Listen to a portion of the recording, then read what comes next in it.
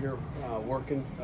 Saturday we went going to a morning scrimmage, obviously because it rained in the afternoon. We had a nice night practice Sunday night, day off yesterday, so should be fresh today. Got a good scrimmage in on Saturdays. Happens where we are. Saw some really good things. Saw some things obviously we need to clean up as always. But we got 125 offense, defensive plays and another 30 special teams plays in. So you're talking about 155 total plays, which I was happy with that. Number one, we got our reps in. We got what we needed. Got a good 2 minutes at the end. But I would say just the explosiveness of our offense in the passing game was there, in a big way. So we've got to, shore things up defensively. Again, they've gotten really good at throwing the deep ball. Phil, Christian, and Nate all had big plays in the scrimmage as far as just big passes, whatever they were, which I won't get into. But got to make plays on defense. And, defensively stop the run. And it's kind of what we do. So we know what we are. We know who we are. And I was happy overall with where we are coming out of that scrimmage. Pat, how do you degrade the progress that Phil has made to adapt to your offense? You know what? It's hard for me to grade it. I mean, I think that's a great question for Signetti. Just from listening to Coach Signetti, he's kind of just way ahead of where he was, when he was with them last. So he's just. I know Coach Signetti's impressed. It's hard for me to compare. I can't say where he was, except he kicked our butt in 2020 up there after we had a ball bounce off the upright. If anybody recalls that, I was there. Makes me still sick there. I don't remember any other play except that one. But can't sleep at night. So can't sleep at night.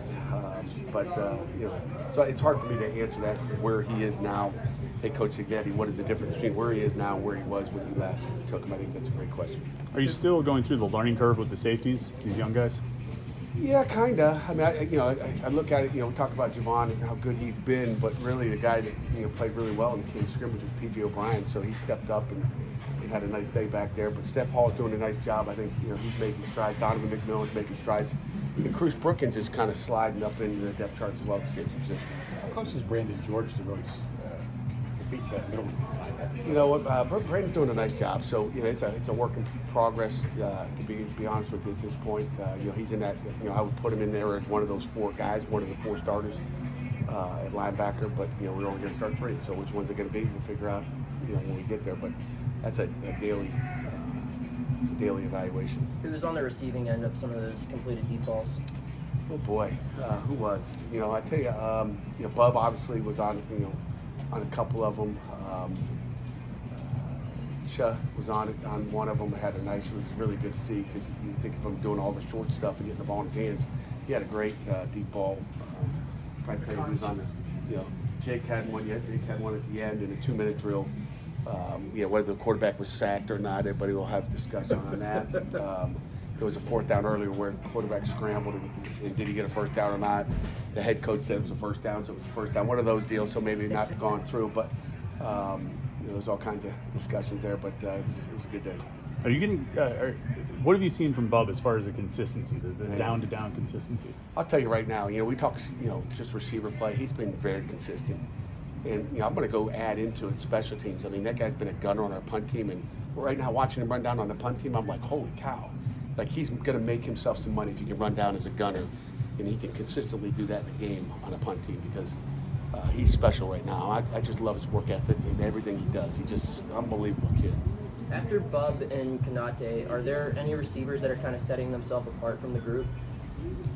Yeah, another deep ball. Daniel Reynolds had one as well. Dejon Reynolds, he had one as well. Go back to the deep ball question. So, he's done a nice job. But some of those young guys, man, these guys better watch out. Kenny Johnson had one. Kenny Johnson always has one. I forgot about him, but he always has one. Kenny is separating himself. Zion is separating himself a little bit. From some of the other guys at this point, in my opinion. And Jake's done a really good, solid job.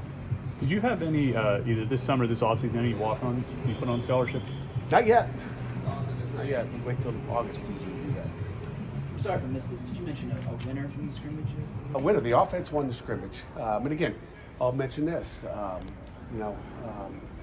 It's a great question. Nobody wants to. You guys don't know. You don't care who wins or loses. So the offense won the scrimmage. The offense won the scrimmage, and it came down to the not the 2 minute, but came down to, I always tell the guys, I don't care who wins or loses, but the offense didn't turn the ball over. The threes had one quarterback center exchange. We don't even count points with the threes. I don't know if you knew that, but just really ones and twos. We count their points and let the threes go play and not worry about giving up a TFL or, we're losing the scrimmage because the threes turned it over.